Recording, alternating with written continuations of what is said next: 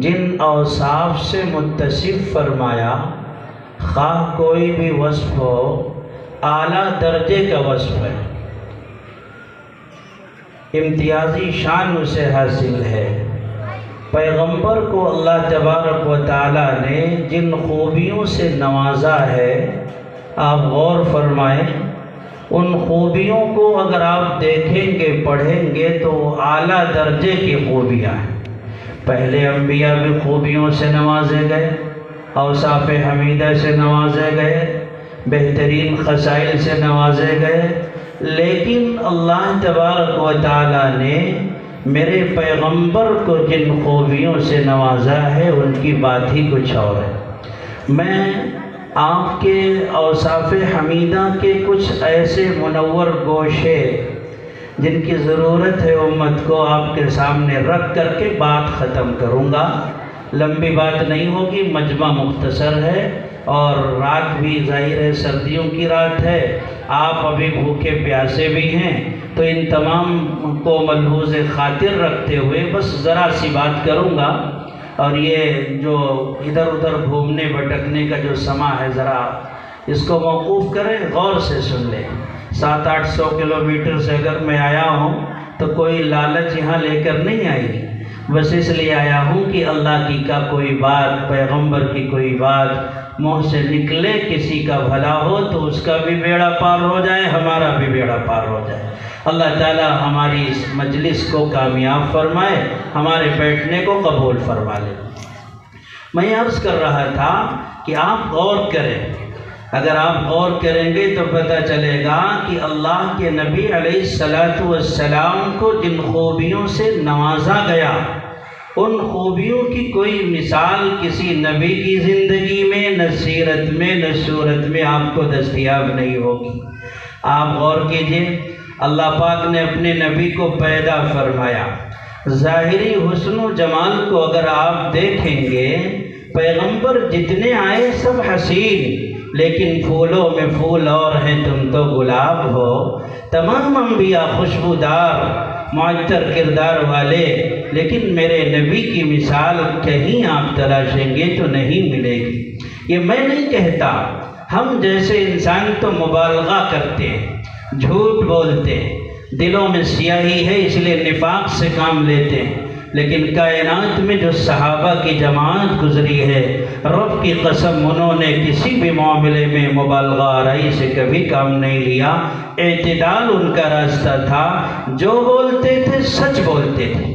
ایک صحابی ہیں، شمائل ترمذی میں روایت ہے، عن جابر بن سمرۃ رضی اللہ تعالی عنہ قال رأيت رسول اللہ صلی اللہ علیہ وسلم فی لیلۃ حمراء، اللہ کے نبی فی لیلۃ اضحیان وعلیہ علۃ حمراء، پیغمبر کے صحابی کہتے ہیں، چاندنی رات ہے، مسجد نبوی میں ہیں، چاند کی روشنی شباب پر ہے، اللہ کے نبی علیہ السلام کی زیارت ہوئی، میں نے نبی کو دیکھا، اپنے نبی کے مبارک چہرے کی زیارت چونکہ عبادت ہے، اس لیے جب بھی اس عبادت کا موقع ہوتا تو نبی کی ہم زیارت کیا کرتے تھے۔ فرماتے ہیں کہ میں نے اللہ کے نبی صلی اللہ علیہ وسلم کو دیکھا، غور سے دیکھا۔ ارے بھائی یہ کیا کر رہے ہیں، کیا مسئلہ ہے؟ ختم وسلم کے صحابی کہتے ہیں کہ میں نے چاندنی رات میں اپنے محبوب کے چہرے کا مطالعہ کیا، غور سے مطالعہ کیا، آپ کی زیارت کی اور دل بھر کر کے کی۔ آپ اس وقت سرخ جوڑے میں ملبوس تھے۔ فرماتے ہیں فجعلت انظر الیہ والی القمر، میں نے دیکھا کہ چاندنی بھی شباب پر ہے، ایک تو آپ کے رخ روشن کی چمک ہے اور ایک چاند کی چمک ہے، اور ان دونوں چمک میں اگر موازنہ کروں تو آخر خوبصورت کون ہے؟ فرماتے ہیں کہ بہت غور کیا، بالآخر میرے دل کے مفتی نے فیصلہ سنایا کہ چاند سے تشبیہ دینا یہ کوئی انصاف ہے؟ چاند میں تو چھاؤں ہے اور ان کا چہرہ صاف ہے۔ فَلَهُ أَحْسَنُ عِنْدِي مِنَ الْقَمَرِ، میرے محبوب تو چاند سے بھی زیادہ کہیں حسین تھے۔ اللہ تبارک و تعالی نے حضرت جبریل سے پوچھا کہ جبریل تمہارا کام یہ ہے کہ آدم سے لے کر کے ایدم اور حضرت آدم علیہ السلام سے لے کر کے حضرت عیسیٰ علیہ السلام تک اور حضرت محمد مصطفیٰ تک تم اللہ تبارک و تعالیٰ کا پیغام بندوں تک پہنچاتے ہو، اللہ کی بات بتاتے ہو اور اللہ کی وحی کو ان تک لاتے ہو، لوگوں کے لیے رہنمائی کا ذریعہ ہو۔ تم نے پوری دنیا کا چکر لگایا، اکناف عالم میں تم گھومے ہو، تم نے گوشہ گوشہ چھان مارا۔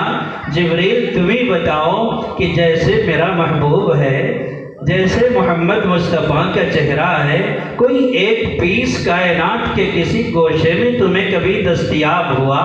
تمہاری کوئی ملاقات ہوئی کسی ایسے بچے سے کہ جس کا چہرہ محمد کے چہرے سے بھی زیادہ حسین ہو یا کم سے کم نبی کے چہرے کے برابر ہو؟ بابائے فارسی شیخ سعدی کی زبان میں جبریل امین کا جواب یہ ہے، آفاقہا گردید ام مہر بتا ورزید ام بسیار خوب دید ام لیکن تو چیزیں دیگری۔ اے اللہ، پوری کائنات کا میں نے چکر لگایا لیکن محمد جیسا بچہ میں نے دیکھا ہی نہیں، اور کہاں سے دیکھتا؟ یوں محسوس ہوتا ہے کہ آپ نے وہ سانچہ ہی توڑ دیا جس سانچے میں رخ انور کو آپ نے ڈھال کر کے بنایا ہے۔ میرے بھائیوں، یہی حالت ہے۔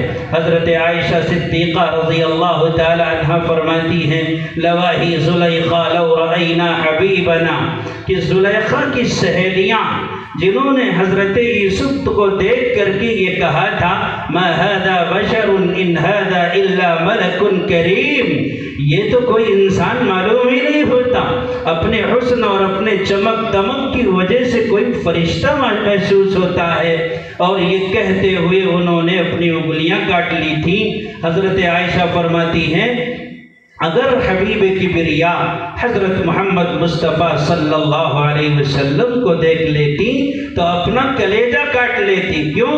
لنا شمس وللآفاق شمس وشمسی خیر من شمس السماء وشمس الناس تطلع بعد الفجر وشمسی تطلع بعد العشاء، لوگوں کا بھی ایک سورج ہے، میرا بھی ایک سورج ہے، لوگوں کا سورج نکلتا ہے فجر کے بعد اور میرا سورج طلوع ہوتا ہے عشاء کے بعد۔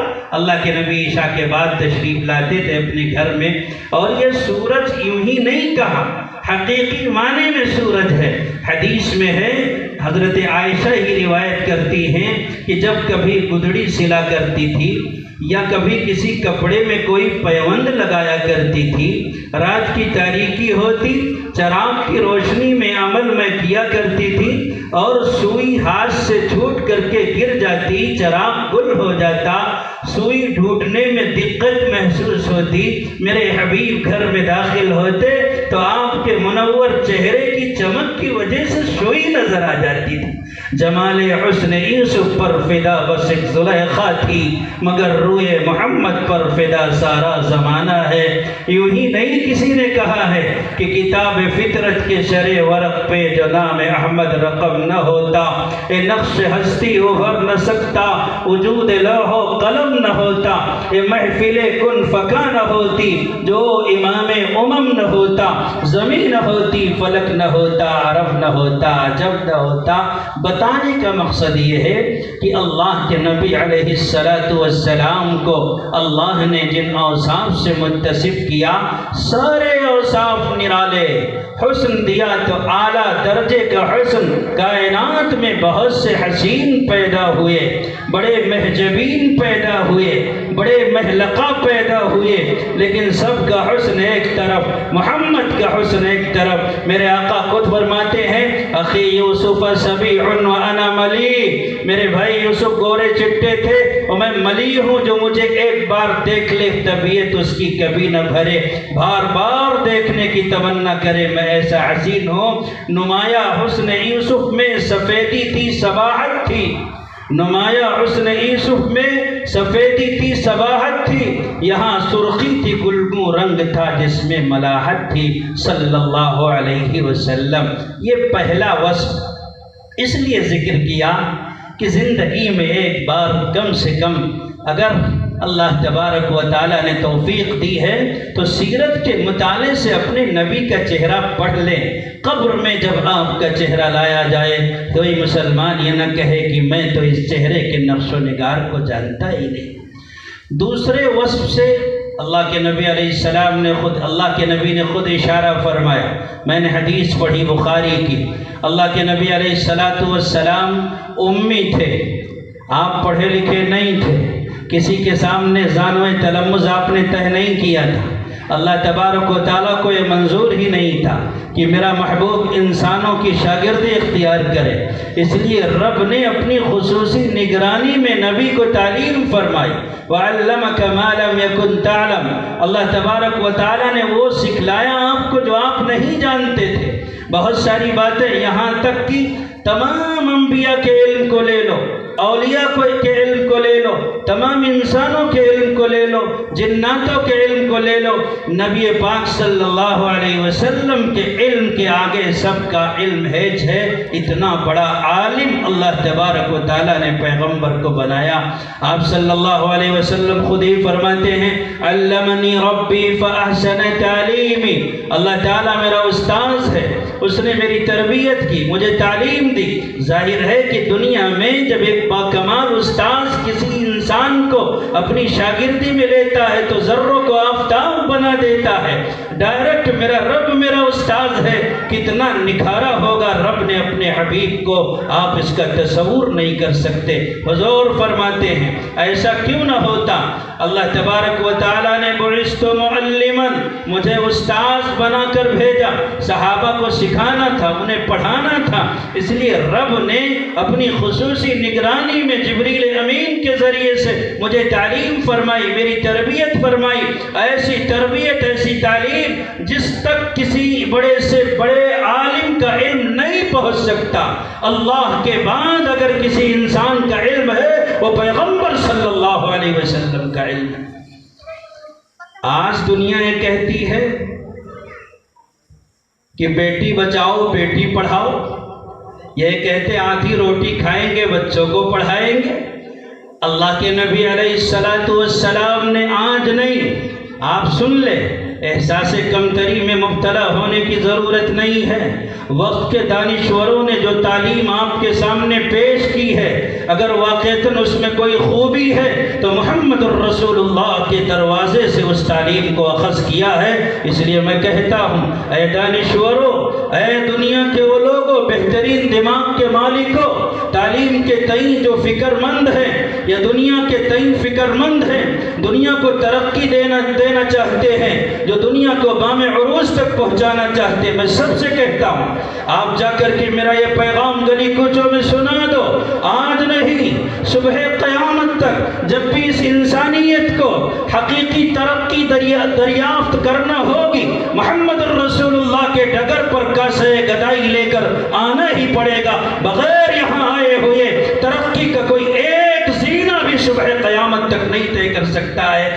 تنگ آ جائے گی خود اپنے چلن سے دنیا، تجھ سے سیکھے گا زمانہ تیرا انداز کبھی۔ تو اللہ کے نبی علیہ السلام نے، آپ کہتے ہیں کہ آدھی روٹی کھائیں گے بچوں کو پڑھائیں گے، آؤ ان دانشوروں کو دکھاؤ، غزوہ تبوک ہے، اللہ کے نبی علیہ السلام خندق کھود رہے ہیں، ایک صحابی آ گئے، بہت بھوک لگی ہے، دین کے راستے میں تعلیم و تبلیغ اور جہاد میں محنت بہت پیش آ رہی ہے، بڑی بھوک لگی ہے۔ محمد عربی نے فرمایا بھوک کی کیا علامت ہے؟ اپنا کرتا اٹھایا، دیکھا کہ پیٹ پر پتھر بندھا ہوا ہے۔ اللہ کے نبی علیہ السلام نے فرمایا ابو طلحہ، تمہارے پیٹ پر ایک پتھر بندھا، تم گھبرا گئے؟ اللہ کے دین کی تعلیم و تبلیغ کے لیے یہ دیکھو محمد کا پیٹ دیکھو۔ آپ نے جب کرتا اٹھایا تو انہوں نے دیکھا، تاریخ نے دیکھا، زمانے نے دیکھا کہ میرے نبی کے پیٹ پر دو پتھر بندھے ہوئے تھے۔ یہ باور کرانا تھا، یہ تعلیم دینی تھی کہ جو لوگ یہ کہیں گے کہ پیٹ پر پتھر پہ آدھی روٹی کھائیں گے بچوں کو پڑھائیں گے، ان کا یہ نظریہ غلط ہے۔ نہیں، جہالت تو بیماری ہے، جہالت تو تاریکی ہے۔ لا یستویل، جس طریقے سے نور اور ظلمت برابر نہیں ہو سکتے، اس طریقے سے عالم اور جاہل برابر نہیں ہو سکتے۔ اس لیے جہالت اپنے اندر ایک موت ہے، بغیر اس آدمی خدا کو نہیں پہچان سکتا۔ اس لیے محمد عربی کا اعلان ہے کہ تم یہ کہتے ہو کہ آدھی روٹی کھائیں گے، بچوں کو پڑھائیں گے، نہیں، پیٹ پر پتھر باندھیں گے، لیکن ہماری اولاد جاہل نہیں رہے گی، بھوکے رہیں گے، درود پڑھ کر گزارا کر لیں گے، 2 رکعت نماز پڑھ کر مدد مانگ لیں گے، لیکن یہ نہیں ہو سکتا کہ ہماری نسلوں میں سفر کرنے والی ہماری کوئی سلبی اولادوں میں کوئی ایک، بل سلبی اولاد تو میں نے یوں کہہ دیا، محلے کے اندر کچرا بیننے والے، رکشہ چلانے والے کسی باپ کا کوئی بیٹا جاہل نہیں رہنا چاہیے۔ یہ محمد عربی صلی اللہ علیہ وسلم کی تعلیم ہے۔ اور جب یہ کہا، ہماری ماں اور بہنیں بھی ہیں، اس لیے میں روئے سخن کو ان کی طرف موڑتے ہوئے کیا فرمایا؟ بیٹی بچاؤ بیٹی پڑھاؤ۔ اللہ کے یہ ایک نعرہ ہے، اس نعرے کا اثر کیا ہے میں اس پر تبصرہ نہیں کر سکتا، آپ کھلے بند و ملاحظہ کر سکتے، دیکھ سکتے۔ اللہ کے نبی علیہ السلام پر قرآن اتر رہا ہے، آج سے 1400 سال پہلے قرآن آپ کہہ رہے ہیں بیٹی بچائیں گے۔ اللہ کے نبی پر جو قرآن اترا، رب نے کیا فرمایا؟ اِذَا الشَّمْسُ كُوِّرَتْ وَإِذَا النُّجُومُ انكَدَرَتْ وَإِذَا الْجِبَالُ سُيِّرَتْ وَإِذَا الْعِشَارُ عُطِّلَتْ وَإِذَا الْوُحُوشُ حُشِرَتْ وَإِذَا الْبِحَارُ سُجِّرَتْ۔ آگے فرمایا کہ وَإِذَا الْمَوْءُودَةُ سُئِلَتْ بِأَيِّ ذَنبٍ قُتِلَتْ۔ جن بچیوں کو اہل عرب زندہ درگور کر دیا کرتے تھے، درد کا کوئی نام ان کے قلب میں نہیں تھا، پتھر دل انسان تھے، پورا قبرستان انہوں نے لڑکیوں سے آباد کر رکھا تھا۔ لڑکی کو سمجھتے تھے کہ ذلت کی چیز ہے، اور پھر اس ذلت کو چمٹائے ہوئے ساتھ ساتھ نہیں پھرتے تھے۔ قرآن کریم نے نقشہ کھینچا ہے، وَإِذَا بُشِّرَ أَحَدُهُم بِمَا ضَرَبَ لِلرَّحْمَنِ مَثَلًا ظَلَّ وَجْهُهُ مُسْوَدًّا وَهُوَ كَظِيمٌ يَتَوَارَىٰ مِنَ الْقَوْمِ۔ اگر بچی پیدا ہو جاتی، ایسا لگتا جیسے کسی نے جوتے مارے ہوں، چہرہ بالکل بنا ہوا ہوتا، پھول کر کپا، چہرے پر سیاہی پھیلی ہوئی، قوم سے چھپا چھپا پھرتا تھا کہ کہیں کوئی پوچھ نہ لے کہ تمہارے گھر میں پیدائش کس چیز کی ہوئی۔ یہ حالت تھی، اور پھر اس حالت کے تدارک کے لیے آدمی اپنی لڑکی کو زندہ درگور کر دیا کرتا تھا۔ ایک ایک بندے نے 11 بیٹیوں کو اپنی زندگی میں زندہ درگور کیا تھا۔ ایسے وقت میں قرآن اترا کہ خبردار بیٹیوں کو زندہ درگور نہیں کیا جائے گا، انہیں نہیں مارا جائے گا۔ اگر کسی باپ نے اپنی بیٹی کو زندہ درگور کر دیا، میدان محشر میں یہ بیٹی اپنا ہاتھ گریبان تک باپ کے لا کر کے اسے پکڑ کر یہ کہے گی، ربا میرے باپ سے سوال کر، میرے باپ سے پوچھ لے کہ آخر اس نے کس جرم کی سزا میں مجھے قتل کیا تھا، مجھے زندہ درگور کیا تھا۔ رب کی آیت کا اترنا تھا کہ دل دہل گئے، آنکھیں نم ہو گئی۔ اہل مکہ کے وہ لوگ جو مسلمان ہو چکے تھے، اہل مدینہ کے وہ لوگ جو مسلمان ہو چکے تھے، انہوں نے قرآن پاک کی آیت کو سینے سے لگا کے اعلان کیا، بیٹی رب کی رحمت ہے، اب کوئی انسان کسی بیٹی کو زندہ درگور نہیں کرے گا، بلکہ بیٹی تو اگر پیدا ہو جائے تو باپ کے لیے جہنم سے آڑ بن جاتی ہے۔ اگر یہ ماں بن گئی تو شریعت کہتی ہے الجنت تحت اقدام الامہات۔ اگر یہ بیٹی بہن بن گئی، بھائی پر ذمہ داری آئی، تو اللہ تبارک و تعالیٰ اس بھائی کے لیے بھی اس بچی کو دوزخ سے آڑ بنا دیتے ہیں۔ میرے بھائیوں، میں جو بتانا چاہتا ہوں یہ ہے کہ میرے نبی نے بیٹی بچانے کی جو مہم چھیڑی، مہم تو چھیڑی، قرآن پاک نے کہا، لیکن کتنے کامیاب ہوئے؟ حضرت عمر ابن خطاب کا دور ہے، حضرت عمر کو پتہ چلا کہ یمن سے کوئی محترمہ بغیر کسی محرم کے آئی ہیں۔ تعجب ہوا، کیونکہ محرم کے بغیر شرعی جو مسافت ہے 77 کلومیٹر کا سفر عورت تنہا نہیں کر سکتی ہے، اللہ تعالیٰ نے اس کے لیے سفر بغیر محرم کے حرام قرار دیا ہے۔ تو حضرت عمر کو تعجب ہوا، یمن سے عورت آئی ہے، 1 مہینے کی مسافت طے کر کے آئی ہے، زمانے والے آؤ دیکھو میرے نبی کا نظام دیکھو، بیٹی بچانے کا جو انداز دیا تھا اس میں کامیاب کتنے ہوئے، اس کی دلیل ملاحظہ کرو۔ حضرت عمر نے اس عورت کو بلایا، بلا کر کے پہلے تو تنبیہ فرمائی کہ تمہیں اکیلے نہیں آنا چاہیے، اکیلے سفر نہیں کرنا چاہیے، غلط بات ہے۔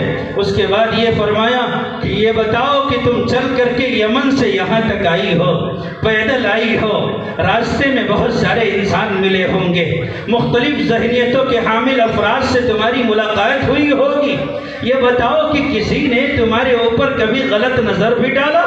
کیا جانے وہ لوگ جو کہتے ہیں بیٹی بچاؤ بیٹی پڑھاؤ، اور موقع پاتے ہی بیٹی کا ریپ کر دیتے ہیں، عصمت دری کر دیتے ہیں، وہ لوگ جن کے زبانوں پر یہ نعرہ ہے لیکن بھوکے پھیڑیے ہیں، نہ جانے کتنی ماں اور بہنوں کی عصمت کی طلائی زنجیروں کے تاروں پود کو بکھیر کر کے اپنے آفسوں سے نعرہ لگاتے ہیں، ایک بدبودار گندی ذہنیتوں کے مالک کیا جانے کہ میرے نبی نے جو انقلاب برپا کیا تھا اس کی حیثیت کیا تھی۔ آؤ تعصب کے عینت کو اور پٹی کو چاٹ کر کے آؤ، سیرت کی بات بتاتا ہوں، رب کی قسم محمد کی سیرت ہے جو بے داغ ہے، کائنات میں کوئی مائی کا لال ایک پیش بھی ایسا نمونہ نہیں پیش کر سکتا جو محمد عربی کی سیرت کی طرح مہکتا ہو، ایسا معطر کردار کوئی نہیں پیش کر سکتا۔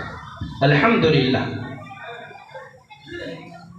اس عورت نے کہا امیر المؤمنین میں پیدل آئی، میں نے سفر کیا، لیکن راستے میں کسی نے نہیں چھیڑا مجھے، کسی نے پپتیاں نہیں کسی، کسی نے تانے نہیں دیے، کسی نے سیٹی نہیں بجائی، اور کسی نے میرا تعارف نہیں پوچھا۔ جس نگاہ کو بھی میں نے دیکھا یا تو بھائی کی شفقت تھی اس میں یا تو باپ کی محبت تھی۔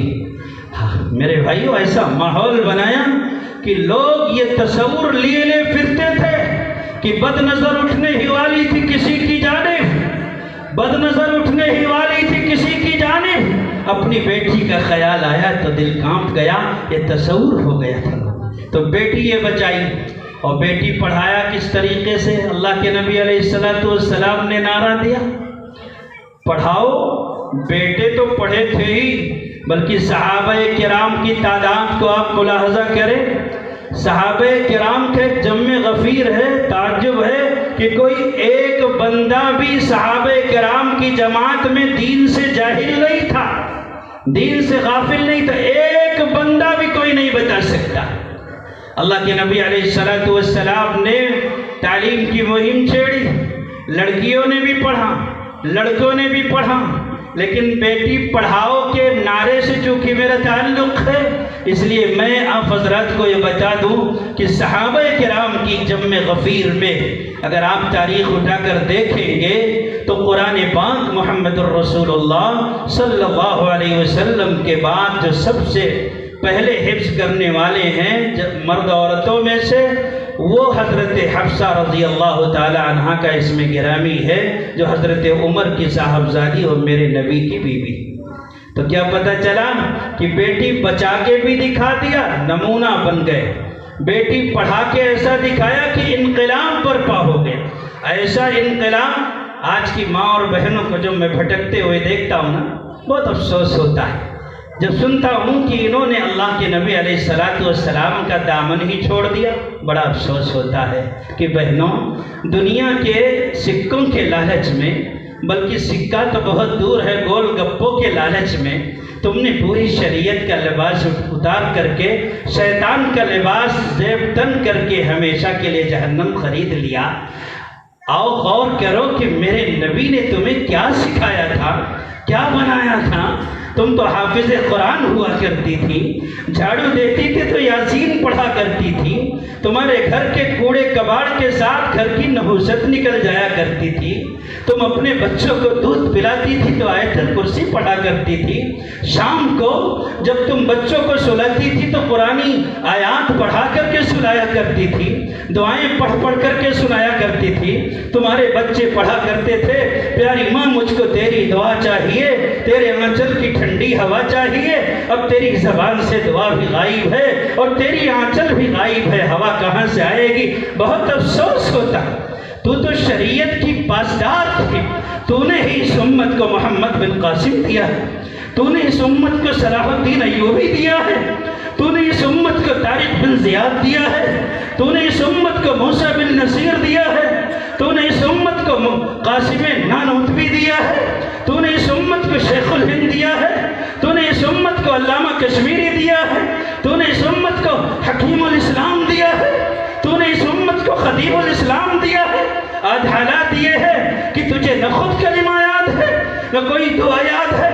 میرے بھائیوں 70 سال کی عمر ہو گئی، بوڑھی عورت ہو گئی، دانت نکل کر باہر آ گئے، شادی بیاہ کی رسموں کو زمین سے کھود کھود کر کے نکالے گی اور کہو سورہ اخلاص سنا دے، ایسے ادا کرے گی جیسے زبان پہ لخوا گر گیا، سورہ اخلاص تک یاد رہے گی۔ یہ ہماری جہالت، یہ ہماری بددینی، افسوس ہوتا کہاں صلاحیتیں ضائع کر دی۔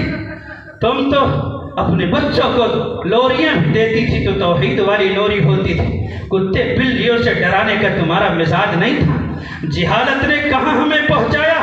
آپ جاؤ کسی بڑے سے بڑے گھرانے کی دہلیز کو کھول کر کے اس گھر کو اگر آپ جھانک کر کے دیکھیں کہ بہت تعجب ہوگا، رونا آتا ہے، دل کے پھپھولے جل اٹھے سینے کے داغ سے، اس گھر کو آگ لگ گئی گھر کے چراغ سے۔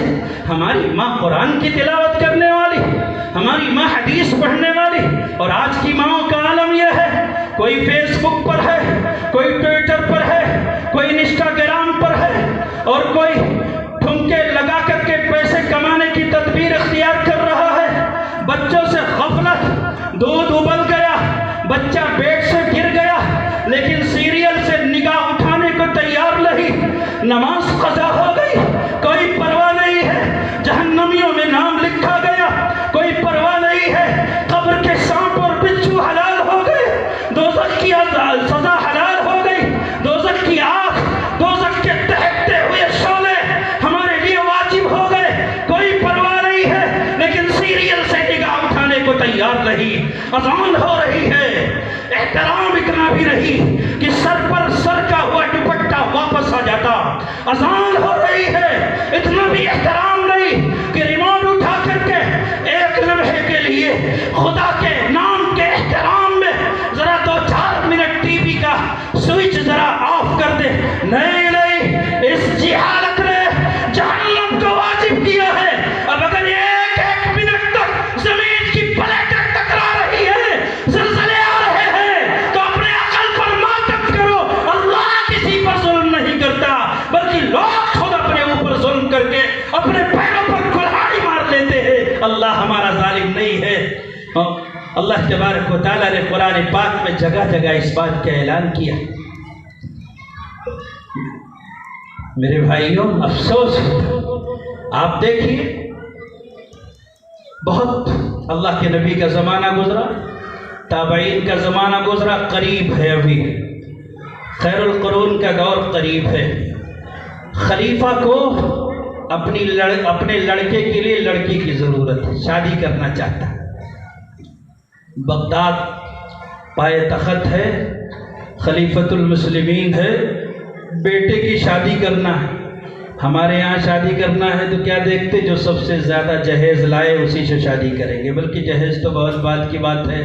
ہماری بے غیرتی کی انتہا ہو گئی کہ غریب کی بچی، اللہ اکبر، اسے فکر ستائے رہتی، رات بھر نیند نہیں آتی، اور ہم منگنیوں میں 50 لوگوں کو لے جا کے ٹھٹائی کے ساتھ مہمان بنا دیتے ہیں۔ یہ محمد رسول اللہ کی تہذیب نہیں ہے۔ اپنی ان حرکتوں کا ہمیں اللہ کے ہاں جواب دینا پڑے گا، اللہ کی قسم۔